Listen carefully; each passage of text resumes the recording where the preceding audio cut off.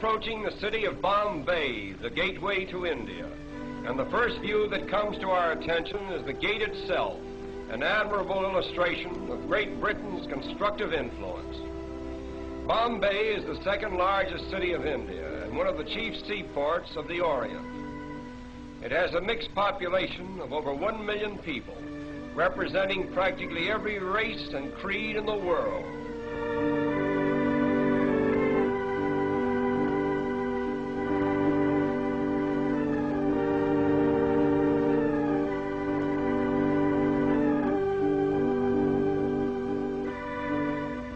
The Taj Mahal Hotel is unquestionably the most pretentious one in all of India.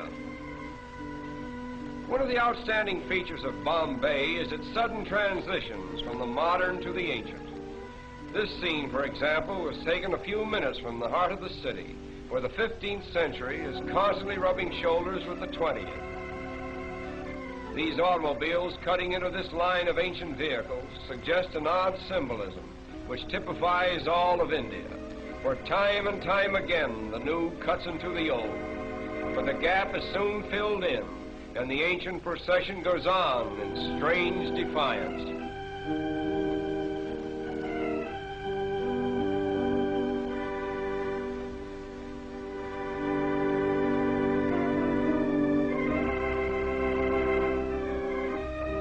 At the famous race course in Bombay, we are again transported into another world, where here is gathered representatives of every nationality, creed, and color. The course itself is considered to be the most picturesque, if not the finest in the Orient.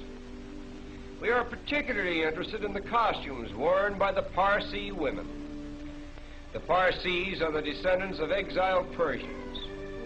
The entire Parsi population now numbers over 50,000, most of whom are residents of Bombay. They are regarded as the wealthiest class in India, and they are obviously the most progressive. Owing to its central position between the East and West, no city can show a greater variety of types than Bombay. Here we find gathered Parsi merchants, Arab traders, Afghans and Sikhs, Chinese, Japanese, Malayans, Americans, and British, all part of the cosmopolitan crowds so characteristic of Bombay. Not far from the racetrack, we come upon an old Indian fakir with the cleverest little bird that we have ever seen. We will pause a while and watch this little fellow perform.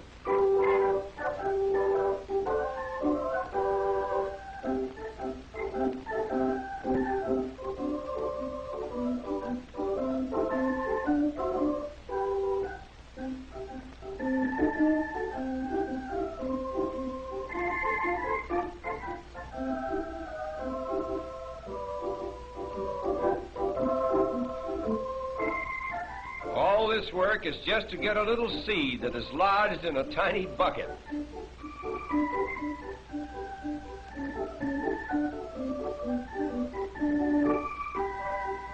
Stringing beads is the most amazing thing that this bird does. A needle is fastened to one end of the thread. The bird actually sticks the needle through a bead, drops the needle, gets a new grip, and slides the bead down onto the thread.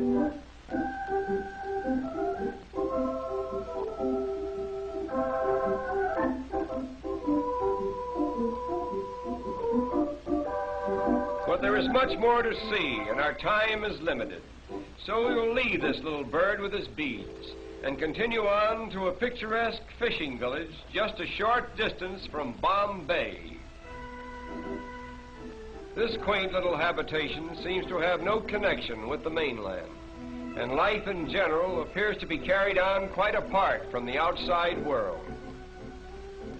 All the people who live here are engaged in the fish industry, and as strange as it may seem, many of them are strict vegetarians and therefore will not eat fish of any kind.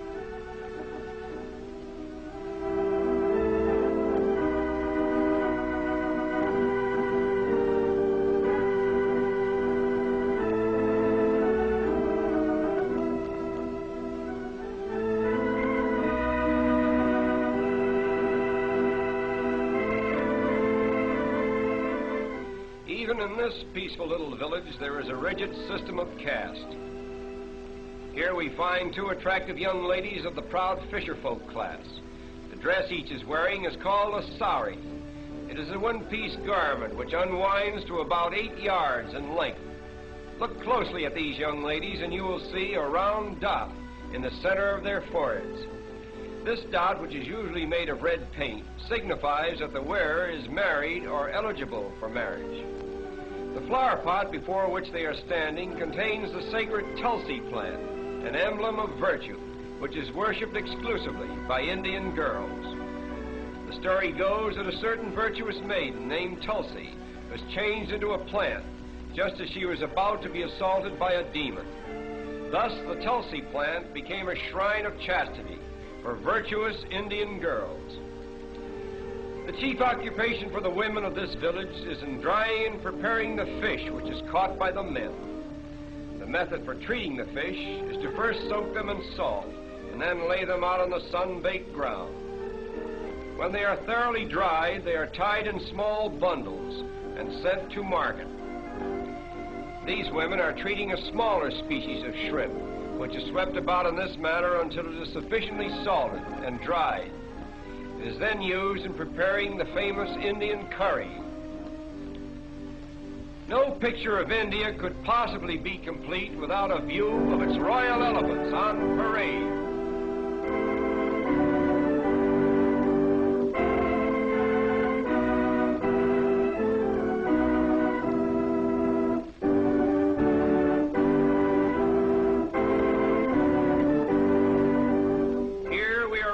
Of the wealth of India and the splendor of the days that used to be. This is just a rare and special occasion, staged by one of the wealthy Maharajas at a grand social event. The headpieces worn by these elephants are made of solid gold and are studded with magnificent jewels. But now our journey is coming to an end. We will take one last look at Bombay before we draw our visit to a close. To the observing tourist, this view is more than just a picture. It is Bombay, the gateway to India.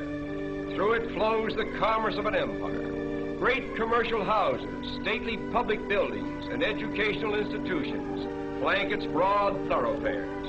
Railways converge here from every state in India, and steamship routes diverge to the ends of the earth. Such has been the first constructive imprint of Western civilization upon this much talked of and generally misunderstood country. And so our journey ends. We bid farewell to Bombay, the gateway to India.